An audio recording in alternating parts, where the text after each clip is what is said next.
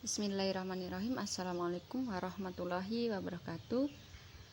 Selamat bertemu kembali anak-anakku kelas 10 di mata pelajaran sosiologi. Semoga kita semua diberi kesehatan dimanapun berada. Sebelum memulai materi kali ini, kita membaca basmalah agar supaya pembelajaran kali ini kita diberi keberkahan dan kelancaran Allah Subhanahu wa taala. Amin. Bismillahirrahmanirrahim. Baiklah, untuk kali ini kita akan membahas tentang penyusunan dan penyajian laporan penelitian. Masih ingat materi kita yang minggu lalu? Ya, masih ada hubungannya dengan materi yang kemarin. Kalau kemarin menyusun rancangan penelitian sosial, kali ini kita akan membahas tentang penyusunan dan penyajian laporan penelitian. Dalam penulisan laporan penelitian harus mengikuti format baku yang telah ditetapkan, yaitu ada 3 langkah-langkah atau 3 cara dalam penulisan laporan penelitian. Yang pertama adalah bagian pembukaan.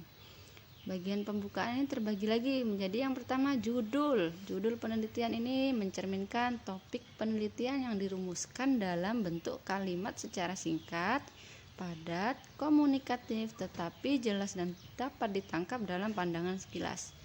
Tuh, bagian pembukaan yang pertama adalah judul. Kemudian setelah judul ada yang namanya kata pengantar.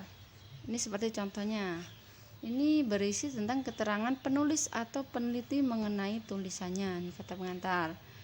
Kemudian selanjutnya daftar isi. Contohnya seperti di atas. Daftar isi, daftar tabel, bisa juga daftar gambar, dan lain sebagainya. Ini menunjukkan bagian-bagian dari laporan antara satu bagian dengan bagian lainnya. Menunjukkan halaman dari isi laporan tersebut. Nah, setelah bagian pembuka, yang kedua adalah bagian isi dari laporan penelitian. Bagian isi tadi terbagi menjadi yang pertama pendahuluan. Pendahuluan ini latar belakang, rumusan, tujuan, dan manfaat peneliti. Isinya ya, seperti contoh di atas. Kemudian setelah pendahuluan ada tinjauan pustaka. Ini memberi gambaran konsep, teori, dan data penemuan yang berhubungan dengan masalah penelitian yang sedang diteliti. Jadi tinjauan pustaka ini adalah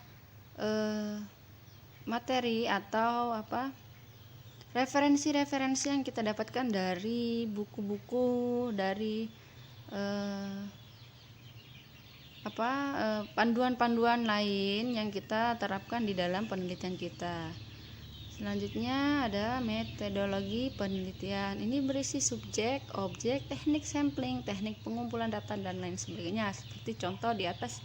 Biasanya metodologi penelitian ini berada di bab 3 nih. Kemudian selanjutnya hasil penelitian. Hasil penelitian ini berupa abstrak dan lain sebagainya. Selanjutnya kesimpulan. Kesimpulan ini bab 4, biasanya bab 4, kesimpulan disertai saran. Kesimpulan adalah kesimpulan hasil dari penelitian yang kita teliti, lalu kita terapkan di kesimpulan bagian bab 4. Yang terakhir adalah bagian penutup ketiga. Ini terbagi menjadi daftar pustaka. Daftar pustaka ini memuat buku-buku, laporan, jurnal, dan lain sebagainya yang perlu dikemukakan. Dalam daftar pustaka ini biasanya ada nama penulis, tahun penerbit, judul buku, kota penerbit, dan nama penerbit seperti contoh di atas ya. Kemudian setelah daftar pustaka ada lampiran.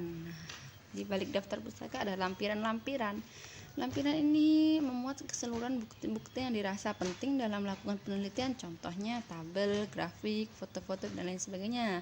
Bisa diterapkan di lampiran atau setelah daftar pustaka. Yang selanjutnya indeks. Ini memuat istilah-istilah dalam penelitian. Contohnya ini hasil penelitian tentang penilaian masyarakat terhadap kinerja puskesmas kelurahan Pondok Labu adalah sebagai berikut. Bla bla bla. Nah, contohnya ya bisa dilihat di atas. contoh menghitung indeks. Oke, materinya cukup. Hari ini ada tugas untuk kalian di rumah, buka LKS halaman 55, bagian latihan siswa nomor 1 sampai 5. Silakan kerjakan. Ibu tunggu paling lambat, Ibu garis bawah ya, paling lambat ngumpul tugasnya 2 hari setelah video ini diunggah. Paling lambat ya 2 hari, bukan yang harus 2 hari setelah video ini diunggah baru dikumpul ya, bukan, tapi paling lambat 2 hari setelah video ini diunggah. Ibu tunggu, silakan kumpul tugasnya. Lebih dari 2 hari Ibu anggap kalian tidak ngumpul lagi ya. Oke, cukup sampai di sini, semoga bermanfaat. Wabillahi taufiq wal hidayah. Wassalamualaikum warahmatullahi wabarakatuh.